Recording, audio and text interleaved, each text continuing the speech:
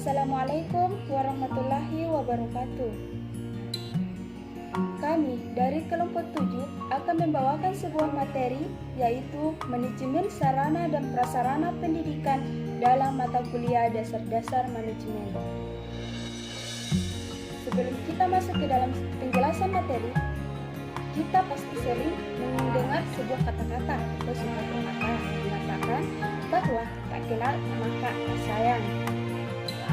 Maka dari itu, kami dari kelompok 7 akan memperkenalkan diri terlebih dahulu. Perkenalkan, saya Siti Hajrawani, NIM 20300119010. Perkenalkan, saya Alia Safira dengan NIM 2030001190024.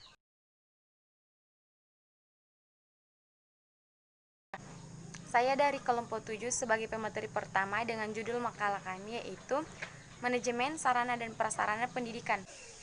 Baik, langsung saja.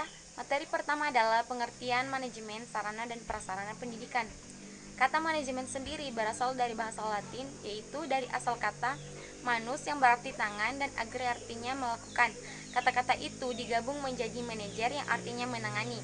Manajer diterjemahkan dalam bahasa Inggris to manage sebagai kata kerja, manajemen sebagai kata benda. Sarana adalah alat yang secara langsung dapat mendukung tercapainya tujuan pendidikan, misalnya ruang, buku, perpustakaan, dan laboratorium. Prasarana adalah alat yang tidak secara langsung mendukung tercapainya tujuan pendidikan, seperti lokasi atau tempat, lapangan olahraga, uang, dan sebagainya. Jadi, manajemen sarana dan prasarana pendidikan merupakan keseluruhan proses pengadaan, pendayagunaan, dan pengawasan terhadap prasarana dan peralatan yang digunakan untuk menunjang terselenggaranya pendidikan yang bermutu di sekolah. Yang kedua yaitu ruang lingkup manajemen sarana dan prasarana pendidikan. Yang pertama, analisis kebutuhan dan perencanaan. Yang kedua, pengadaan. Yang ketiga, inventarisasi. Yang keempat, pendistribusian dan pemanfaatan. Yang kelima, pemeliharaan. Yang keenam, penghapusan.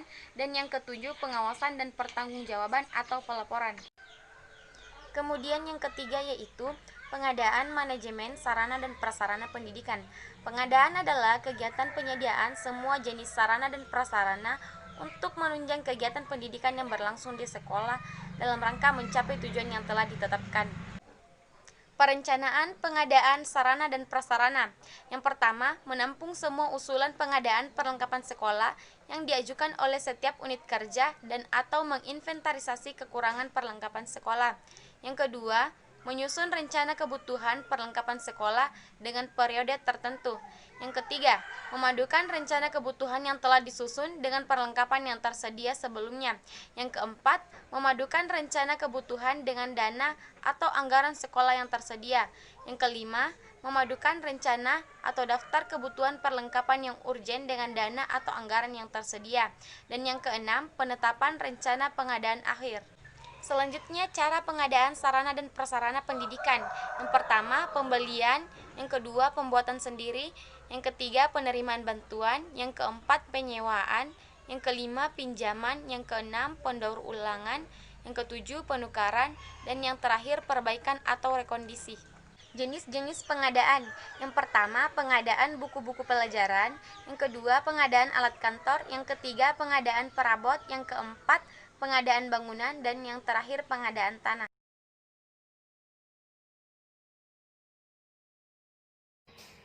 Materi selanjutnya, pengaturan dan penggunaan sarana dan prasarana. Pengaturan dan penggunaan sarana dan prasarana merupakan dua kegiatan yang tidak dapat dipisahkan karena dilaksanakan dengan silih berganti. Pengaturan awal, memberikan identitas pada alat-alat yang digunakan berupa penomoran inventaris dengan kode tertentu. Yang kedua, pencatatan alat ke dalam buku inventaris.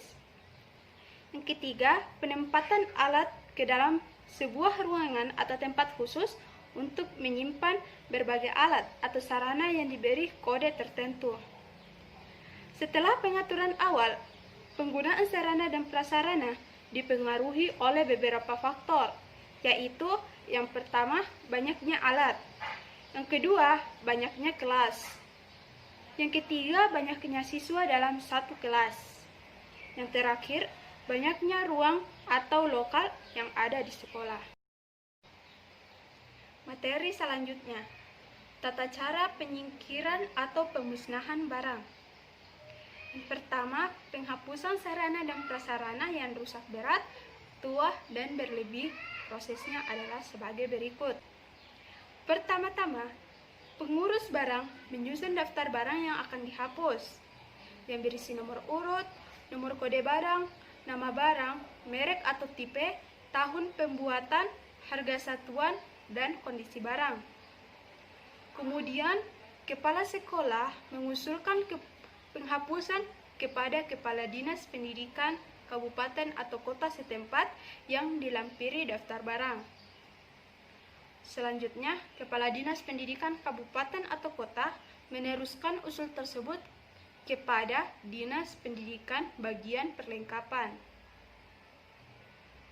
Kemudian, pembentukan panitia penghapusan oleh Kepala Dinas Pendidikan. Selanjutnya, panitia meneliti barang-barang yang akan dihapus. Selanjutnya, panitia membuat berita acara penelitian. Selanjutnya, Kepala Dinas Pendidikan mengusulkan kepada Sekretaris Jenderal Depdiknas Biro Perlengkapan. Kemudian, Menteri Pendidikan Nasional mengeluarkan keputusan penghapusan dengan catatan dilelang atau dimusnahkan. Selanjutnya, dilelang atau dimusnahkan. Yang terakhir, barang yang telah dihapus dikeluarkan dari buku induk dan buku golongan barang inventaris sekolah. Yang kedua, penghapusan sarana dan prasarana karena bencana alam.